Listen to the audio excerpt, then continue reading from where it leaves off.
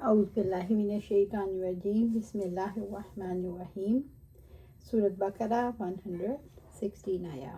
وقالوا اتخذ اللہ ولدا سبحانہ، اور انہوں نے کہا اللہ تعالیٰ نے اولاد بنا رکھی ہے، وہ پاک ہے۔ اللہ تعالیٰ نے یہود و نصارہ کے ظلم پر کہ انہوں نے کہا اللہ تعالیٰ نے بیٹا بنایا ہے، یہ جواب دیا سبحانہ، وہ پاک ہے۔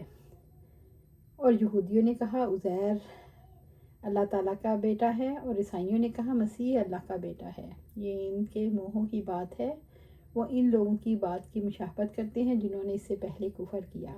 اللہ تعالیٰ انہیں ہلاک کرے، وہ کہاں سے بہکائے جا رہی ہیں۔ سورۃ توبہ۔ ابن عباس رضی اللہ عنہ نے روایت کی کہ نبی صلی اللہ علیہ وسلم نے فرمایا، اللہ تعالیٰ ارشاد فرماتا ہے، ابن آدم نے مجھے جھٹلایا حالانکہ اس کے لیے مناسب نہ تھا، اس نے مجھے گالی دی حالانکہ اس کے لیے مناسب نہ تھا۔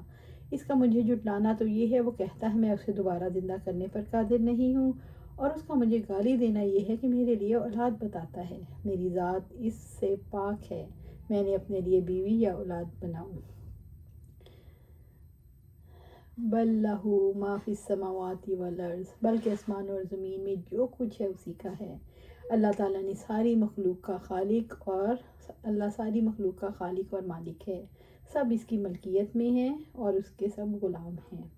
کل لہ قانتون، سب اللہ تعالیٰ کے فرما بردار بن جاؤ، یعنی اللہ تعالیٰ کے سامنے مخلوق ایک حیثیت میں ہے، ساری مخلوق اللہ تعالیٰ کی اطاعت گزار ہے، یعنی خالق کی تدبیر کے تحت ہے۔ یہ قنوت عام ہے، جبکہ قنوت خاص سے مراد اطاعت عبودیت ہے۔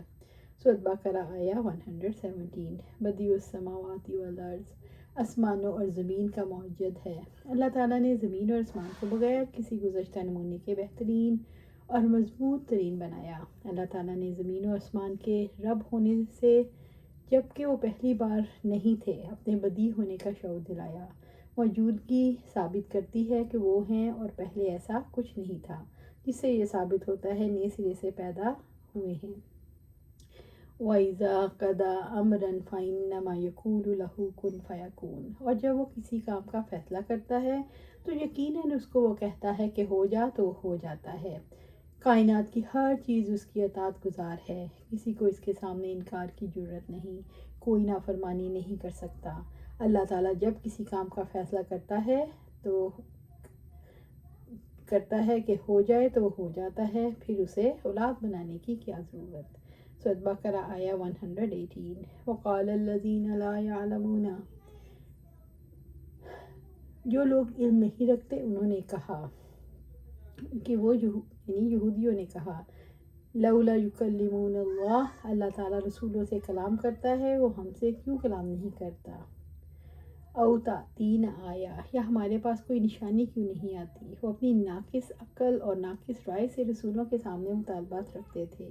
کذالک قال الذین من قبلہم مثل قولہم، اسی طرح ان کی بات کی طرح ان لوگوں نے کہا جو ان سے پہلے تھے۔ یہودیوں کی اپنے رسولوں کے ساتھ بھی یہی عادت رہی، وہ ہدایت کے لیے نہیں محض بحث برائے بحث کے لیے مطالبات کرتے، اور موسیٰ علیہ السلام سے تو انہوں نے مطالبات کرنے کی حد ہی کر دی۔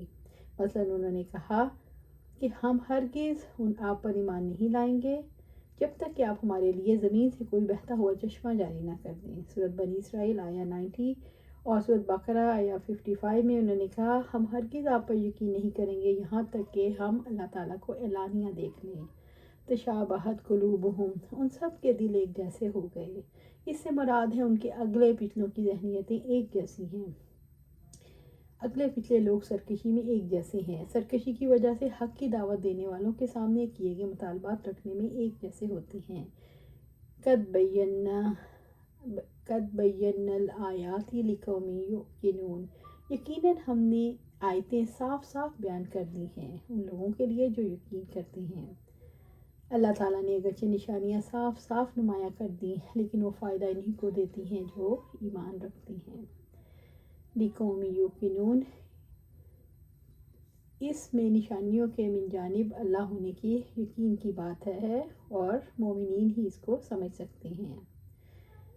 سورۃ بقرہ آیہ 119۔ انا ارسلناک بالحق بشیرا ونذیرا، یقیناً ہم نے آپ کو حق کے ساتھ خوشخبری سنانے والا اور ڈرانے والا بنا کر بھیجا۔ یقیناً ہم نے آپ کو حق کے ساتھ خوشخبری سنانے والا اور ڈرانے والا بنا کر بھیجا۔ اِنَّا ارسلناک، بے شک ہم نے آپ کو بھیجا، اللہ تعالیٰ نے واضح فرمایا، آپ صلی اللہ علیہ وسلم کو ہم نے پیغمبر بنا کر بھیجا، بالحق۔ ابن عباس نے کہا اس سے مراد قرآن ہے، اسلام اور تیسرے معنی سچ کے ہیں، بشیر و نذیرہ، جنت کی خوشخبری دینے والا اور جہنم سے ڈرانے والا۔ سورۃ بقرہ آیہ 120۔ وَلَن تَرْضَىٰ عَنْكَ الْيَهُودُ وَلَا النَّصَارَىٰ حَتَّىٰ تَتَّبِعَ مِلَّتَهُمْ، اور یہودی اور عیسائی آپ سے ہرگز راضی نہیں ہوں گے یہاں تک کہ آپ ان کی ملت کی پیروی کریں۔ اللہ تعالیٰ نے نبی صلی اللہ علیہ وسلم کو خبر دی کہ یہود و نصارہ آپ صلی اللہ علیہ وسلم سے اس وقت تک راضی نہیں ہوں گے جب تک آپ صلی اللہ علیہ وسلم ان کے دین کی پیروی نہ کریں، کیونکہ وہ اپنے دین کو ہی اصل حق سمجھتے ہیں۔ قُلْ إِنَّ هُدَى اللَّهِ هُوَ الْهُدَىٰ، آپ کہہ دیں کہ یقیناً حقیقی ہدایت تو اللہ کی ہدایت ہے۔ ہدی اللہ سے مراد اللہ کا صحیح، سچا اور سیدھا دین ہے جس کے ساتھ نبی صلی اللہ علیہ وسلم کو مبعوث کیا گیا۔ وَلَئِنِ اتَّبَعْتَ أَهْوَاءَهُمْ بَعْدَ الَّذِي جَاءَكَ مِنَ الْعِلْمِ مَا لَكَ مِنَ اللَّهِ مِن وَلِيٍّ وَلَا نَصِيرٍ، اور یقیناً اگر اس علم کے بعد جو آپ کے پاس آ چکا نہ آپ نے ان کی خواہشات کی پیروی کی تو اللہ تعالیٰ سے بچانے میں آپ کا کوئی دوست ہوگا اور نہ کوئی مددگار۔ اس آیت میں نبی صلی اللہ علیہ وسلم سے خطاب ہے جس میں آپ صلی اللہ علیہ وسلم کی امت بھی داخل ہے۔ اگر آپ صلی اللہ علیہ وسلم نے ان کی خواہشات کی اتباع کی تو آپ کا کوئی ولی نہیں ہوگا جو آپ کو نفع پہنچائے اور نہ نصیر ہوگا جو آپ کے سزا سے بچائے۔ یہود و نصارہ کی خواہشات کی پیروی کرنے کا اللہ نے انجام بتایا کہ اللہ تعالیٰ کی پکڑ سے بچانے والا کوئی دوست اور مددگار نہ ہوگا۔ اللہ سبحانہ تعالیٰ سے دعا ہے ہمیں قرآن و سنت پر عمل کرنے کی توفیق دے، اس پر جمع دے اور جنت الفردوس کے اعلیٰ مقام پر اپنے پاس گھر عطا فرمائے، آمین یا رب العالمین۔